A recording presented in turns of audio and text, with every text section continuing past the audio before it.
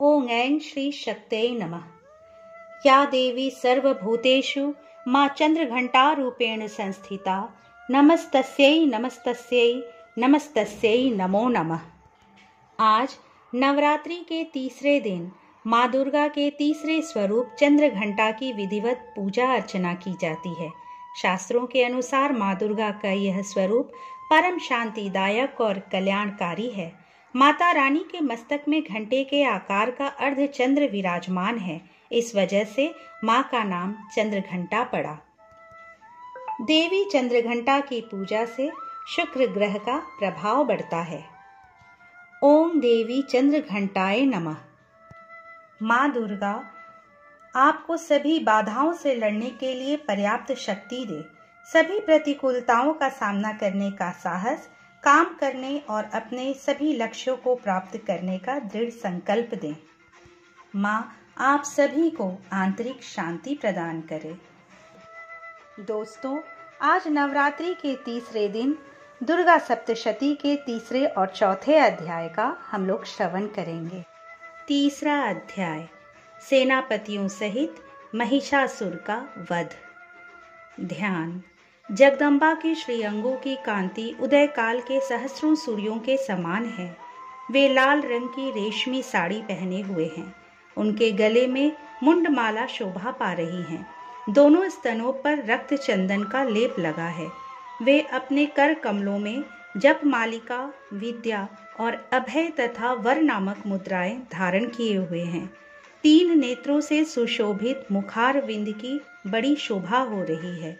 उनके मस्तक पर चंद्रमा के साथ ही रत्नमय मुकुट बंधा है तथा वे कमल के आसन पर विराजमान हैं। ऐसी देवी को मैं भक्ति पूर्वक प्रणाम करती हूँ। ऋषि कहते हैं, दैत्यों की सेना को इस प्रकार तहस नहस होते देख महादैत्य सेनापति चिक्षुर क्रोध में भरकर अंबिका देवी से युद्ध करने के लिए आगे बढ़ा। वह असुर रणभूमि में देवी के ऊपर इस प्रकार बाणों की वर्षा करने लगा जैसे बादल मेरुगिरी के शिखर पर पानी की धार बरसा रहा हो। तब देवी ने अपने बाणों से उसके बाण समूह को अनायास ही काटकर उसके घोड़ों और सारथी को मार डाला। साथ ही उसके धनुष तथा अत्यंत ऊंची ध्वजा को भी तत्काल काट गिराया। धनुष कट जाने पर उसके अंगों को अपने बाणों से बींध डाला। धनुष, रथ, घोड़े और सारथी के नष्ट हो जाने पर वह असुर ढाल और तलवार लेकर देवी की ओर दौड़ा। उसने तीखी धार वाली तलवार से सिंह के मस्तक पर चोट करके देवी की भी बाईं भुजा में बड़े वेग से प्रहार किया। राजन, देवी की बाह पर पहुंचते ही वह तलवार टूट गई। फिर तो क्रोध से लाल आंखें करके उस राक्षस ने शूल हाथ में लिया और उसे उस महादैत्य ने भगवती भद्रकाली के ऊपर चलाया। वह शूल आकाश से गिरते हुए सूर्यमंडल की भांति अपने तेज से प्रज्वलित हो उठा। उस शूल को अपनी ओर आते देख देवी ने भी शूल का प्रहार किया। उससे राक्षस के शूल के सैकड़ों टुकड़े हो गए। साथ ही महादैत्य चिक्षुर की भी धज्जियां उड़ गई। वह प्राणों से हाथ धो बैठा। महिषासुर के सेनापति उस महापराक्रमी चिक्षुर के मारे जाने पर देवताओं को पीड़ा देने वाला चामर हाथी पर चढ़कर आया। उसने भी देवी के ऊपर शक्ति का प्रहार किया, किंतु जगदम्बा ने उसे अपने हुंकार से ही आहत एवं निष्प्रभ करके तत्काल पृथ्वी पर गिरा दिया। शक्ति टूटकर गिरी हुई देख चामर को बड़ा क्रोध हुआ। अब उसने शूल चलाया, किंतु देवी ने उसे भी अपने बाणों द्वारा काट डाला। इतने में ही देवी का सिंह उछलकर हाथी के मस्तक पर चढ़ बैठा और उस दैत्य के साथ खूब जोर लगाकर बाहु युद्ध करने लगा। वे दोनों लड़ते लड़ते हाथी से पृथ्वी पर आ गए और अत्यंत क्रोध में भरकर एक दूसरे पर बड़े भयंकर प्रहार करते हुए लड़ने लगे। तदंतर सिंह बड़े वेग से आकाश की ओर उछला और उधर से गिरते समय उसने पंजों की मार से चामर का सिर धड़ से अलग कर दिया। इसी प्रकार उदग्र भी शिला और वृक्ष आदि की मार खाकर रणभूमि में देवी के हाथ से मारा गया तथा कराल भी दांतों, मुक्कों और थप्पड़ों की चोट से धाराशायी हो गया। क्रोध में भरी हुई देवी ने गदा की चोट से उद्धत का कचुमर निकाल डाला। भिंदी पाल से वाशकल को तथा बाणों से ताम्र और अंधक को मौत के घाट उतार दिया। 3 नेत्रों वाली परमेश्वरी ने त्रिशूल से उग्रास्य, उग्रवीर और महाहनु नामक दैत्य को मार डाला। तलवार की चोट से विडाल के मस्तक को धड़ से काट गिराया। दुर्धर और दुर्मुख इन दोनों को भी अपने बाणों से यमलोक भेज दिया। इस प्रकार अपनी सेना का संहार होता देख महिषासुर ने भैंसे का रूप धारण करके देवी के गणों को त्रास देना आरंभ किया। किन्हीं को थूथन से मारकर, किन्हीं के ऊपर खुरों का प्रहार करके, किन्हीं किन्हीं को पूंछ से चोट पहुंचाकर, कुछ को सींगों से विदीर्ण करके, कुछ गणों को वेग से, किन्हीं को सिंहनाद से, कुछ को चक्कर देकर और कितने को निश्वास वायु के झोंके से धाराशायी कर दिया। इस प्रकार गणों की सेना को गिराकर वह असुर महादेवी के सिंह को मारने के लिए झपटा। इससे जगदम्बा को बड़ा क्रोध हुआ। उधर महापराक्रमी महिषासुर भी क्रोध में भरकर धरती को खुरों से खोदने लगा तथा अपने सिंगों से ऊंचे ऊंचे पर्वतों को उठाकर फेंकने और गरजने लगा। उसके वेग से चक्कर देने के कारण पृथ्वी क्षुब्ध होकर फटने लगी। उसकी पूंछ से टकराकर समुद्र सब ओर से धरती को डुबोने लगा। हिलते हुए सिंगों के आघात से विदीर्ण होकर बादलों के टुकड़े टुकड़े हो गए। उसके श्वास की प्रचंड वायु के वेग से उड़े हुए सैकड़ों पर्वत आकाश से गिरने लगे। इस प्रकार क्रोध में भरे हुए उस महादैत्य को अपनी ओर आते देख चंडिका ने उसका वध करने के लिए महान क्रोध किया। उन्होंने पाश फेंककर उस महान असुर को बांध लिया। उस महासंग्राम में बंध जाने पर उसने भैंसे का रूप त्याग दिया और तत्काल सिंह के रूप में वह प्रकट हो गया। उस अवस्था में जगदम्बा जो ही उसका मस्तक काटने के लिए उद्यत हुई, त्यों ही वह खड्गधारी पुरुष के रूप में दिखाई देने लगा। तब देवी ने तुरंत ही बाणों की वर्षा करके ढाल और तलवार के साथ उस पुरुष को भी बींध डाला। इतने में ही वह महान गजराज के रूप में परिणत हो गया तथा अपनी सूंड से देवी के विशाल सिंह को खींचने और गरजने लगा। खींचते समय देवी ने तलवार से उसकी सूंड काट डाली। तब उस महादैत्य ने पुनः भैंसे के शरीर का धारण कर लिया और पहले की ही भांति चराचर प्राणियों सहित तीनों लोकों को व्याकुल करने लगा। तब क्रोध में भरी हुई जगन्माता चंडिका बारंबार उत्तम मधु का पान करने और लाल आंखें करके हंसने लगी। उधर वह बल और पराक्रम से मद से उन्नत हुआ राक्षस गरजने लगा और अपने सींगों से चंडी के ऊपर पर्वतों को फेंकने लगा। उस समय देवी अपने बाणों के समूहों से उसके फेंके हुए पर्वतों को चूर्ण करती हुई बोली। बोलते समय उनका मुख मधु के मद से लाल हो रहा था और वाणी लड़खड़ा रही थी। देवी ने कहा, ओ मूढ़, मैं जब तक मधु पीती हूँ तब तक तू क्षण भर के लिए खूब गरज ले। मेरे हाथ से यही तेरी मृत्यु हो जाने पर अब शीघ्र ही देवता भी गर्जना करेंगे। ऋषि कहते हैं, यूं कहकर देवी उछली और उस महादैत्य के ऊपर चढ़ गई। फिर अपने पैर से उसे दबाकर उन्होंने शूल से उसके कंठ में आघात किया। उनके पैर से दबा होने पर भी महिषासुर अपने मुख से दूसरे रूप में बाहर होने लगा। अभी आधे शरीर से ही वह बाहर निकलने पाया था कि देवी ने अपने प्रभाव से उसे रोक दिया। आधा निकला होने पर भी वह महादैत्य देवी से युद्ध करने लगा। तब देवी ने बहुत बड़ी तलवार से उसका मस्तक काट गिराया। फिर तो हाहाकार करती हुई दैत्यों की सारी सेना भाग गई तथा संपूर्ण देवता अत्यंत प्रसन्न हो गए। देवताओं ने दिव्य महर्षियों के साथ दुर्गा देवी का स्तवन किया। गंधर्वराज गाने लगे तथा अप्सराएं नृत्य करने लगी। इस प्रकार श्री मार्कंडेय पुराण में सावर्णिक मनवंतर की कथा के अंतर्गत देवी महात्म्य में महिषासुर वध नामक तीसरा अध्याय पूरा हुआ। चौथा अध्याय इंद्रादि देवताओं द्वारा देवी की स्तुति।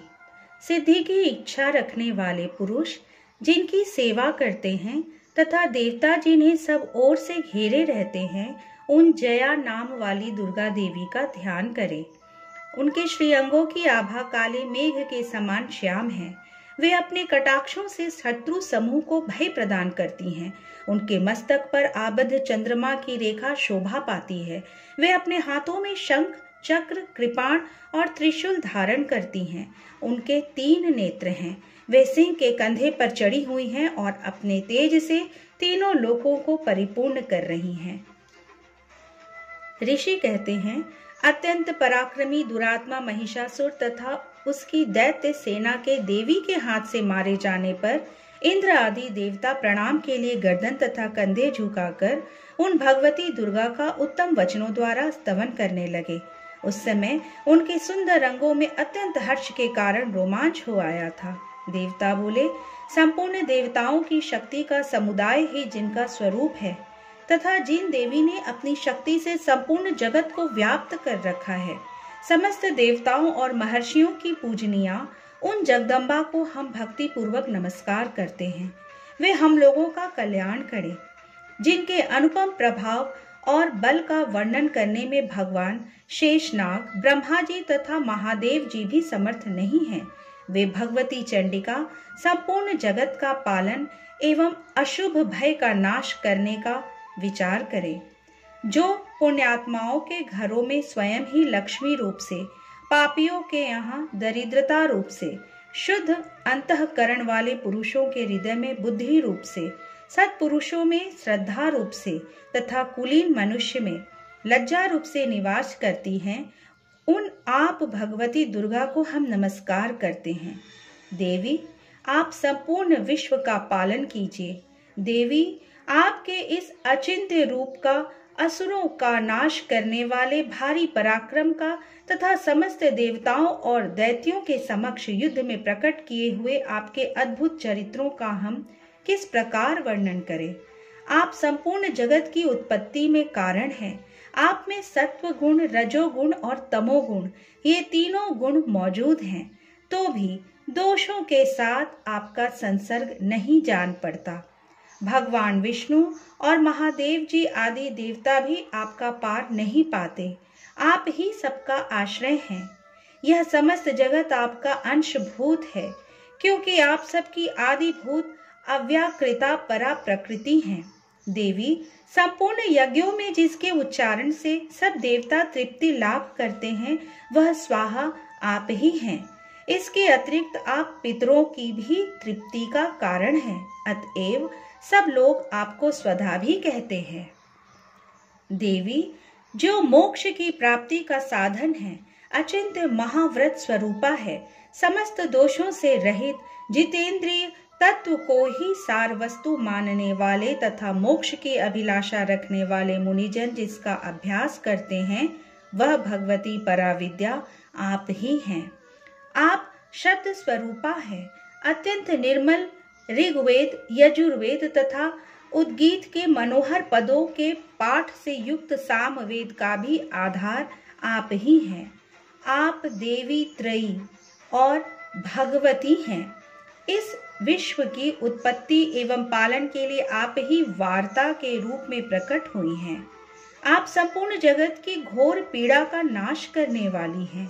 देवी, जिससे समस्त शास्त्रों के सार का ज्ञान होता है, वह मेधा शक्ति आप ही हैं। दुर्गम भवसागर से पार उतारने वाली नौका रूप दुर्गा देवी भी आप ही हैं। आपकी कहीं भी आसक्ति नहीं है।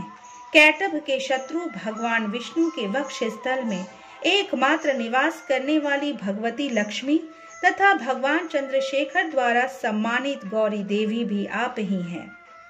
आपका मुख मंद मुस्कान से सुशोभित, निर्मल, पूर्ण चंद्रमा के बिंब का अनुकरण करने वाला और उत्तम सुवर्ण की मनोहर कांति से कामनीय है। तो भी उसे देखकर महिषासुर को क्रोध हुआ और सहसा उसने उस पर प्रहार कर दिया। यह बड़े आश्चर्य की बात है।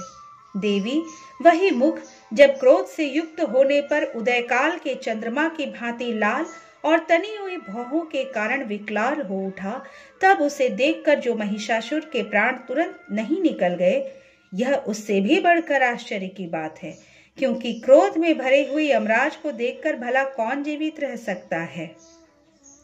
देवी, आप प्रसन्न हो। परमात्मा स्वरूपा आपके प्रसन्न होने पर जगत का अभ्युदय होता है और क्रोध में भर जाने पर आप तत्काल ही कितने कुलों का सर्वनाश कर डालती हैं। यह बात अभी अनुभव में आई है, क्योंकि महिषासुर की यह विशाल सेना क्षण भर में आपके कोप से नष्ट हो गई है। सदा अभ्युदय प्रदान करने वाली आप जिन पर प्रसन्न रहती हैं, वे ही देश में सम्मानित हैं। उन्हीं को धन और यश की प्राप्ति होती है। उन्हीं का धर्म कभी शिथिल नहीं होता तथा वे ही अपने रिष्ट पुष्ट स्त्री पुत्र और भृत्यों के साथ धन्य माने जाते हैं। देवी, आपकी ही कृपा से पुण्यात्मा पुरुष प्रतिदिन अत्यंत श्रद्धापूर्वक सदा सब प्रकार के धर्मानुकूल कर्म करता है और उसके प्रभाव से स्वर्गलोक में जाता है। इसलिए आप तीनों लोकों में निश्चय ही मनोवांछित फल देने वाली हैं।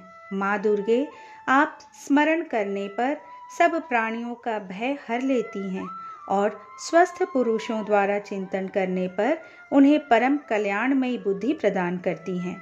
दुख, दरिद्रता और भय हरने वाली देवी, आपके सिवा दूसरी कौन है जिसका चित्त सबका उपकार करने के लिए सदा ही दयार्द्र रहता हो।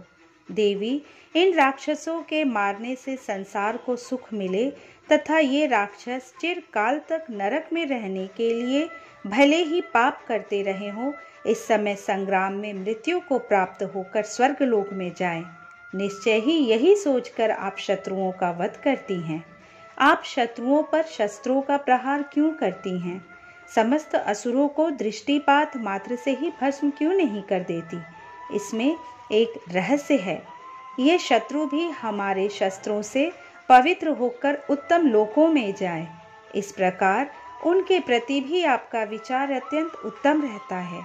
खड्ग के तेज पुंज की भयंकर दीप्ति से तथा आपके त्रिशूल के अग्रभाग की घनीभूत प्रभा से चौंधिया कर जो असुरों की आंखें फूट नहीं गई, उसमें कारण यही था कि वे मनोहर रश्मियों से युक्त चंद्रमा के समान आनंद प्रदान करने वाले आपके इस सुंदर मुख का दर्शन करते थे। देवी, आपका शील दुराचारियों के बुरे बर्ताव को दूर करने वाला है। साथ ही यह रूप ऐसा है जो कभी चिंतन में भी नहीं आ सकता और जिसकी कभी दूसरों से तुलना भी नहीं की जा सकती। तथा आपका बल और पराक्रम तो उन दैत्यों का भी नाश करने वाला है जो कभी देवताओं के पराक्रमों को भी नष्ट कर चुके थे। इस प्रकार आपने शत्रुओं पर भी अपनी दया ही प्रकट की है। वरदायिनी देवी, आपके इस पराक्रम की किसके साथ तुलना हो सकती है? तथा शत्रुओं को भय देने वाला एवं अत्यंत मनोहर ऐसा रूप भी आपके सिवा और कहाँ है? हृदय में कृपा और युद्ध में निष्ठुरता, ये दोनों बातें तीनों लोकों के भीतर केवल आप में ही देखी गई हैं। मातः, आपने शत्रुओं का नाश करके इस समस्त त्रिलोकी की रक्षा की है। उन शत्रुओं को भी युद्ध भूमि में मारकर स्वर्गलोक में पहुंचाया है तथा उन्मत्त दैत्यों से प्राप्त होने वाले हम लोगों के भय को भी दूर कर दिया है। आपको हमारा नमस्कार है। देवी, आप शूल से हमारी रक्षा करें। अंबिके, आप खड्ग से भी हमारी रक्षा करें तथा घंटा की ध्वनि और धनुष की टंकार से भी हम लोगों की रक्षा करें। चंडिके, पूर्व, पश्चिम और दक्षिण दिशा में आप हमारी रक्षा करें तथा ईश्वरी, आपने त्रिशूल को घुमाकर आप उत्तर दिशा में भी हमारी रक्षा करें। तीनों लोकों में आपके जो परम सुंदर एवं अत्यंत भयंकर रूप विचरते रहते हैं, उनके द्वारा भी आप हमारी तथा इस भूलोक की रक्षा करें। अंबिके, आपके कर पल्लवों में शोभा पाने वाले खड्ग, शूल और गदा आदि जो जो अस्त्र हों, उन सब के द्वारा आप सब ओर से हम लोगों की रक्षा करें। ऋषि कहते हैं, इस प्रकार जब देवताओं ने जगन माता दुर्गा की स्तुति की और नंदन वन के दिव्य पुष्पों एवं गंध चंदन आदि के द्वारा उनका पूजन किया, फिर सबने मिलकर जब भक्ति पूर्वक दिव्य धूपों की सुगंध निवेदन की, तब देवी ने प्रसन्न वदन होकर प्रणाम करते हुए सब देवताओं से कहा। देवी बोली, देवताओं, तुम सब लोग मुझसे जिस वस्तु की अभिलाषा रखते हो उसे मांगो। देवता बोले, भगवती ने हमारी सब इच्छा पूर्ण कर दी है, अब कुछ भी बाकी नहीं है, क्योंकि हमारा यह शत्रु महिषासुर मारा गया। महेश्वरी, इतने पर भी यदि आप हमें और वर देना चाहती हैं तो हम जब जब आपका स्मरण करें तब तब आप दर्शन देकर हम लोगों के महान संकट दूर कर दिया करें, तथा प्रसन्न मुखी अंबिके, जो मनुष्य इन स्तोत्रों द्वारा आपकी स्तुति करे उसे वित्त, समृद्धि और वैभव देने के साथ ही उसकी धन और स्त्री आदि संपत्ति को भी बढ़ाने के लिए आप सदा हम पर प्रसन्न रहें। ऋषि कहते हैं, राजन, देवताओं ने जब अपने तथा जगत के कल्याण के लिए भद्रकाली देवी को इस प्रकार प्रसन्न किया, तब वे तथास्तु कहकर वहीं अंतर्धान हो गई। भूपाल, इस प्रकार पूर्व काल में तीनों लोकों का हित चाहने वाली देवी जिस प्रकार देवताओं के शरीरों से प्रकट हुई थी, वह सब कथा मैंने कह सुनाई। अब पुनः देवताओं का उपकार करने वाली वे देवी दुष्ट दैत्यों तथा शुंभ निशुंभ का वध करने एवं सब लोकों की रक्षा करने के लिए गौरी देवी के शरीर से जिस प्रकार प्रकट हुई थी, वह सब प्रसंग मेरे मुंह से सुनो, मैं उसका तुमसे यथावत वर्णन करता हूँ। इस प्रकार श्री मार्कंडेय पुराण में सावर्णिक मनवंतर की कथा के अंतर्गत देवी महात्म्य में शक्रादि स्तुति नामक चौथा अध्याय पूरा हुआ। और अब हम सब माँ भगवती की आरती करेंगे। ओम जय अम्बे गौरी मैया, जय श्यामा गौरी मैया जी को निश दिन ध्यावत, तुमको निश दिन ध्यावत हरि ब्रह्मा शिवरी। ओम जय अम्बे गौरी मांग सिंदूर विराजत, टीको मृद मद को उज्ज्वल से दो नैना चंद्र बदननी को। ओम जय अम्बे गौरी कनक समान कलेवर, रक्तांबर राजे रक्त पुष्प गल माला कंठन पर साजे। ओम जय अम्बे गौरी के हरिवाहन राजत, खड्ग खपर धारी सुर नर मुनि जन सेवत, तिनके दुख हारी। ओम जय अम्बे गौरी कानन कुंडल शोभित, नासाग्रे मोती कोटिक चंद्र दिवाकर राजत समज्योति। ओम जय अम्बे गौरी शुंभ निशुंभ विदारे, महिषासुर धाती धूम्र विलोचन नैना निश दिन मदमाती। ओम जय अम्बे गौरी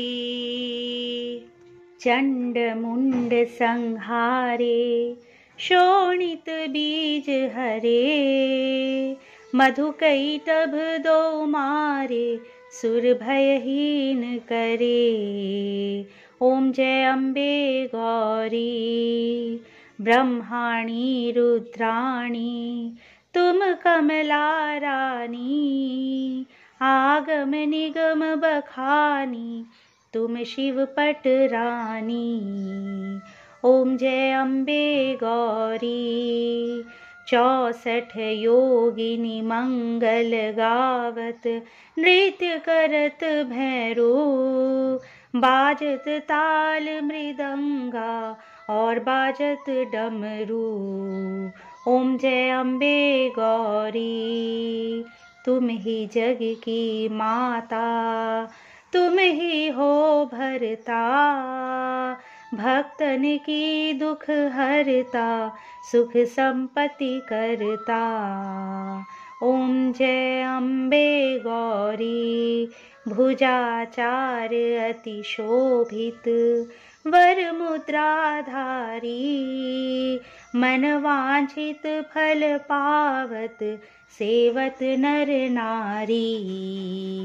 ओम जय अम्बे गौरी, कंचन थाल विराजत, अगर कपूर बाती, श्रीमाल के तुम्हें राजत, कोटि रतन ज्योति। ओम जय अम्बे गौरी, श्री अम्बे जी की आरती, जो कोई नर गावे, कहत शिवानंद स्वामी, भजत हरि हर स्वामी, मन वांछित फल पावे। ओम जय अम्बे गौरी, ओम जय अम्बे गौरी, मैया जय श्यामा गौरी।